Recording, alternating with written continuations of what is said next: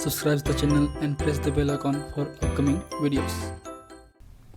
Hello friends, welcome to my channel pharmacology concepts by Rajesh Chaudhary. तो आज की वीडियो पे हम बात करने वाले हैं रेंज के बारे में, जो एक तरीके से मेजर्स ऑफ डिस्पर्सन का ही पार्ट है। तो ये आपके मेजर्स ऑफ डिस्पर्सन का पार्ट 2 है। बात करें इन टॉपिक्स की तो ये टॉपिक आपके बी फार्मेसी 8 सेमेस्टर में जो आपके बायोस्टैटिक्स एंड सर्च मेथोडोलॉजी है उसके अंडर में आते हैं, या फिर ये आपके जो पीजी में बायोस्टैट्स हैं एम फार्म में, या फिर पीएचडी लेवल पे जो आपके आरएम हैं सब्जेक्ट, उसमें भी ये इन्वॉल्व होते हैं। So if you want to watch my previous videos regarding the biostat, you can check description box below by using this link. इसके अलावा नोट्स के लिए आप मेरी वेबसाइट www.pharmacyconcepts.in पे विजिट कर सकते हैं। मैं कुछ दिनों में नोट्स अपलोड कर दूंगा। So let's discuss about the topic. So measures of the dispersion. हमने पहले शुरुआत में सीखा measures of the central tendency, means किसी भी डेटा सेट में एक ऐसा वैल्यू आइडेंटिफाई करना या कैलकुलेट करना जिस वैल्यू के थ्रू हम पूरे डेटा सेट को रिप्रेजेंट कर सकें, वो उसका होता है सेंट्रल टेंडेंसी, जो आपके मीन, मीडियन, मोड जो हम पढ़े हैं कॉमनली। ठीक है, अब ये डिस्पर्सन क्या है? तो बेसिकली जो आपका डेटा सेट्स हैं जिसमें एक तरीके से इस तरीके से ग्राफ बनेगा, आपका नॉर्मल डिस्ट्रीब्यूशन ग्राफ बनेगा, जो यहाँ पे एक तरीके से लोअर रेंज है या आपका हायर रेंज है। ये सपोज हमारा है मिड पॉइंट, है ना, या बोल सकते हैं इसको मीन या मोड या मीडियन, या बोलते हैं सेंट्रल टेंडेंसी। तो इस सेंट्रल टेंडेंसी के अराउंड जो आपका इंडिविजुअल डेटा है, पूरे डेटा सेट में जो इंडिविजुअल डेटा है वो किस तरीके से इस मीन के अराउंड आपका डिस्पर्स हुआ है या डिस्ट्रीब्यूट हुआ है, means distribution of the data on the data set is called the dispersion. ये किस तरीके से डिस्पर्स हुआ है, ये बहुत ही इंपॉर्टेंट है। केवल हम सेंट्रल टेंडेंसी के बेस पे या मीन मीडियन मोड के बेस पे किसी भी दो ग्रुप को, मल्टीपल ग्रुप को या पूरे डेटा सेट को इवैल्यूएट नहीं कर सकते। हम उसमें जो डेटा हैं, इंडिविजुअल डेटा हैं, उनके जो डिस्ट्रीब्यूशन है उसको भी हमको देखना पड़ता है। इसलिए हमेशा मीन के साथ साथ जो हमारा जो डिस्पर्सन है, जो हम पढ़ेंगे रेंज हैं या फिर स्टैंडर्ड डेविएशन है, वेरिएशन है या वेरिएंस हैं, ये सब भी बहुत ही इंपॉर्टेंट रखता है। तो बात करें मेजर्स ऑफ डिस्पर्सन में बेसिकली दो टाइप के हो सकते हैं। एक होता है हमारा एब्सोल्यूट मेजर ऑफ डिस्पर्सन, एक होता है relative major of dispersion. Absolute एक तरीके से सिंगल डिजिट वैल्यू है, ठीक है, किसी से कोई इंडिपेंडेंट वैल्यू है, बट जो रिलेटिव है वो किसी न किसी रेस्पेक्ट में हम बात करते हैं। तो रिलेटिव मेजर ऑफ डिस्पर्सन बेहतर होता है एक तरीके से हमारे एब्सोल्यूट मेजर ऑफ डिस्पर्सन के कंपेयर पे, जिसमें हमको पढ़ना है range, variance, standard deviation, mean deviation, quartile deviation, Lorentz curve, ये आते हैं एब्सोल्यूट में। और आपके जो रिलेटिव में इसी के जो कोफिशिएंट हैं, coefficient of the range, coefficient of the variance, coefficient of the standard deviation, mean deviation, quartile, तो ये सब आपके क्या हैं, रिलेटिव हैं। जो हमारे सिलेबस में मेनली हाईलाइटेड है आपके बी फार्म 8 सेमेस्टर में, वो हमारा क्या है, रेंज, वेरिएंस, आपका स्टैंडर्ड डेविएशन। इसके अलावा कुछ और होगा तो भी हम कवर करेंगे, क्योंकि मेरे को सिलेबस अभी एग्जैक्ट याद नहीं है। ठीक है, तो आज समझ चुके होंगे कि डिस्पर्सन है क्या। अब रेंज क्या है? ऑलरेडी हमने रेंज के बारे में बात कर चुके हैं। रेंज मतलब लोअर टू हायर के बीच में कितना गैप है, gap between the lower higher to lower. So this is the simplest method for determining measure of dispersion, difference between the smallest and largest value given the data set. तो जो भी data set हमको मिलेगा उसमें जो lowest value है और highest value है, जिसको हम स्मॉलेस्ट या लार्जेस्ट वैल्यू भी बोल सकते हैं, उस वैल्यू के बीच में कितना डिफरेंस है वो उसका रेंज होगा। ठीक है, रेंज। अब कोफिशिएंट ऑफ रेंज जो एक तरीके से इसका रिलेटिव मेजर ऑफ डिस्पर्सन है, वो होता है हमारा L minus S upon L plus S, means difference between the lower and higher and lower, means largest value minus smallest value, इसमें टोटल नंबर ऑफ वैल्यूज, या फिर लोएस्ट प्लस हाईएस्ट वैल्यू, या largest plus smallest. ठीक है, यहाँ पे L क्या है, L आपका लार्जेस्ट है, S क्या है, स्मॉलेस्ट है, तो इनका माइनस इनका प्लस। ठीक, तो सपोज ये हमारा इंडिविजुअल डेटा सेट है, क्योंकि डेटा हमने देखा इंडिविजुअल डेटा है, डिस्क्रीट है और कंटिन्यूस डेटा है। तो बात करें ये आपका टेबलेट पंचिंग मशीन A है और मशीन B है। इन दोनों को जो है पर डे आपका ये प्रोडक्शन रेट है कि आपका एक दिन में ये फर्स्ट डे पे आपका डे 1 की बात करें, हाँ 300 बनाया, इसने आपको 200 बनाया, ये 300, 200, 500, 600, 500 और 600, तो इस तरीके से इन्होंने बनाया।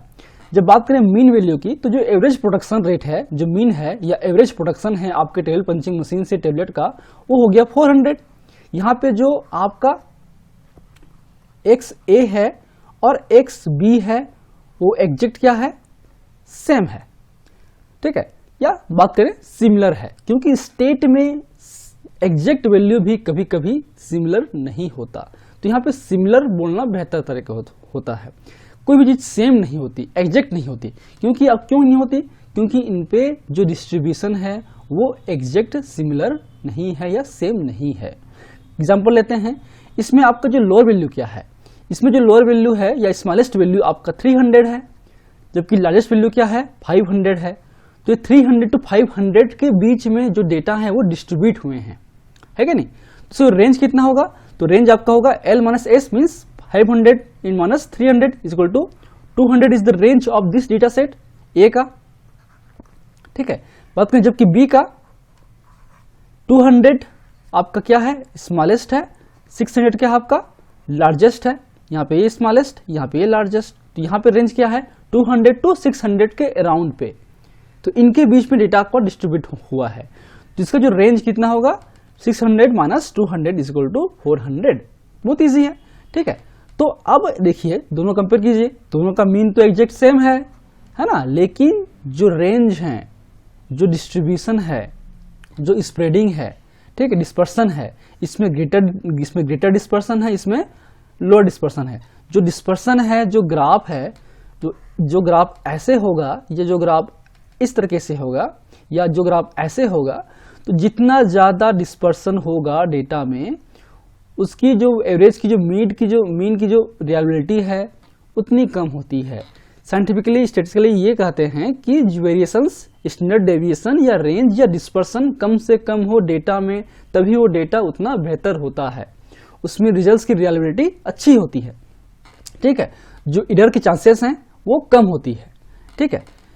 अब बात करें रिलेटिव कोफिशिएंट की, तो इसमें आपका जो कोफिशिएंट ऑफ रेंज की बात करें तो इसमें आपका क्या है L माइनस एस अपान L प्लस एस।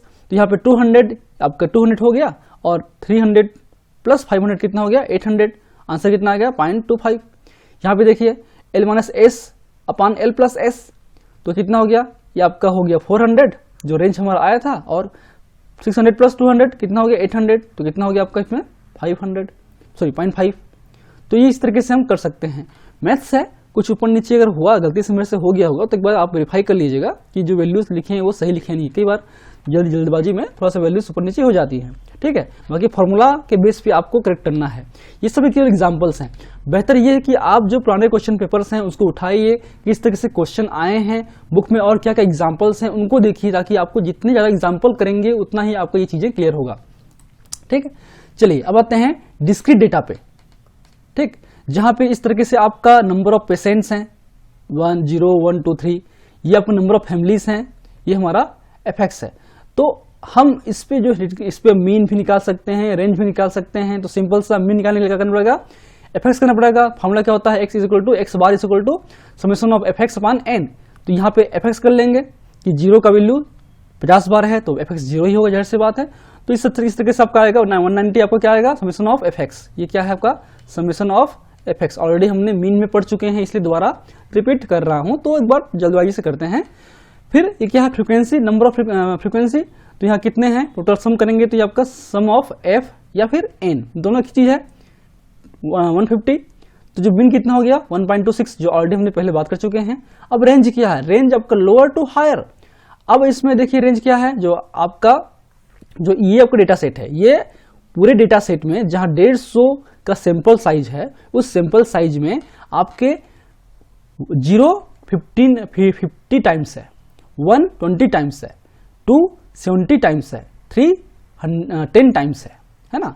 तो इसलिए बात करें रेंज की, तो आपका जो लोएस्ट रेंज है, स्मॉलेस्ट आपका 0 है, लार्जेस्ट आपका 3 है। तो क्या हो गया L minus 3 L minus S मतलब 3 माइनस 0 हो गया, 3 आपका रेंज हो गया। बात करें कोफिशिएंट की, तो 3 माइनस 0 और 3 प्लस 0 आपका 3 ही होगा, तो 3 upon 3 equal to 1 is the coefficient of the range. एक डेटा सेट और है, मार्क्स हैं, ये आपके स्टूडेंट्स हैं, नंबर ऑफ स्टूडेंट्स हैं, या पूरे 60 का बैच है हमारा, सपोज उस 60 के बीच में, ठीक है, 10 स्टूडेंट्स को 5 मार्क्स मिला, 10 स्टूडेंट्स को 10 मार्क्स मिला, 11 को 5 मार्क्स मिला, सॉरी 5 स्टूडेंट्स को 11 मार्क्स मिला। तो ये मार्क्स है, उनके नंबर ऑफ स्टूडेंट्स, फ्रीक्वेंसी है। तो इसका हम एफएक्स निकाल लेंगे, तो इसके थ्रू जो है हम लोग ये आ गया 492। तो इसके थ्रू हम लोग मीन निकाल लेते हैं 92/60, ये हो गया हमारा 8.2, इसके एवरेज मार्क्स हैं पर स्टूडेंट के।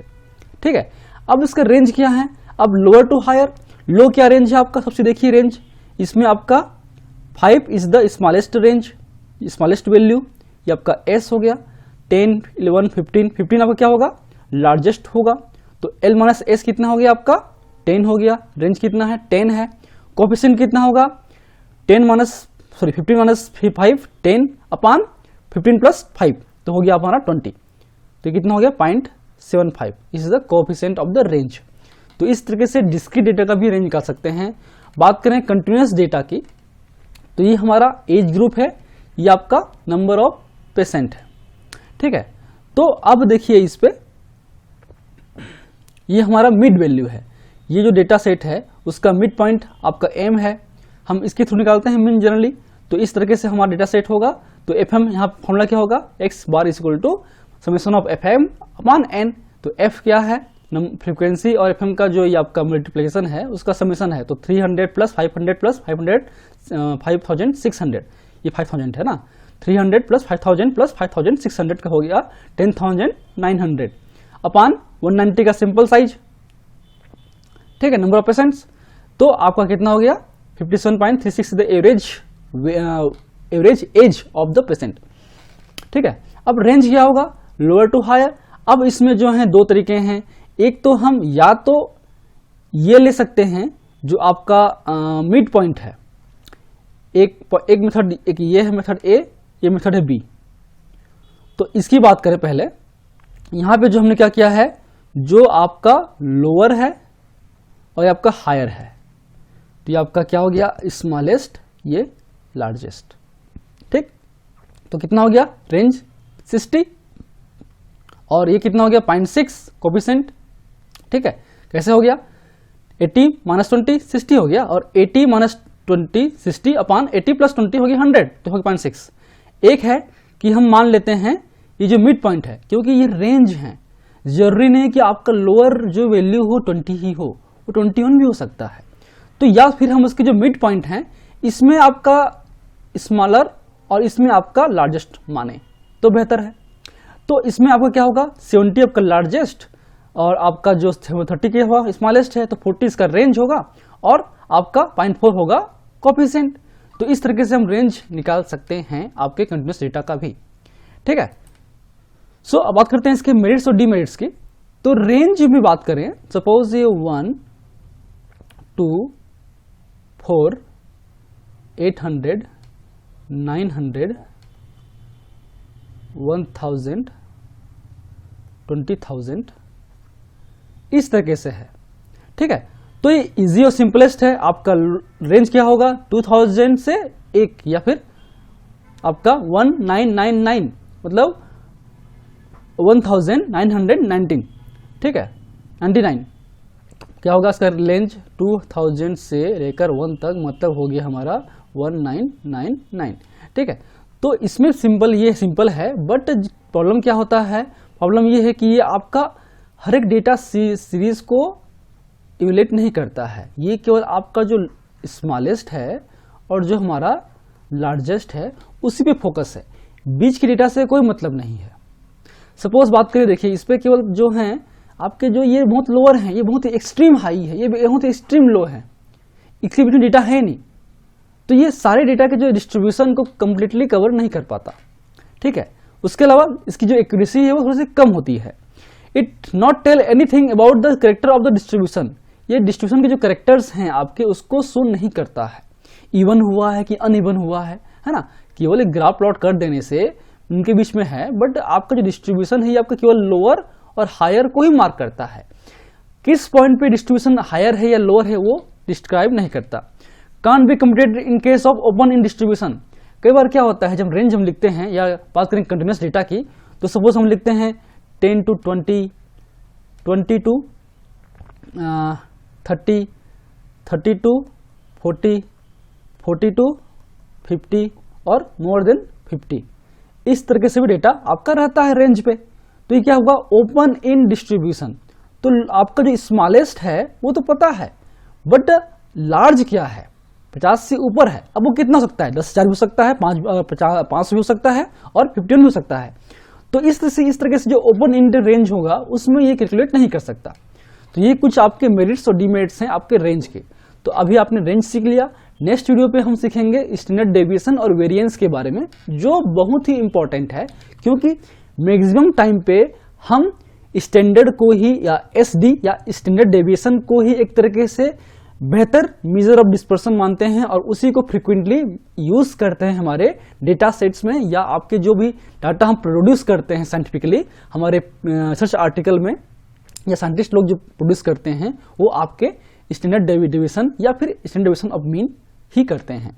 सो these are the basics about the range. If you like my videos, please press the like button, share with your friend, and any feedback please comment in the comment section.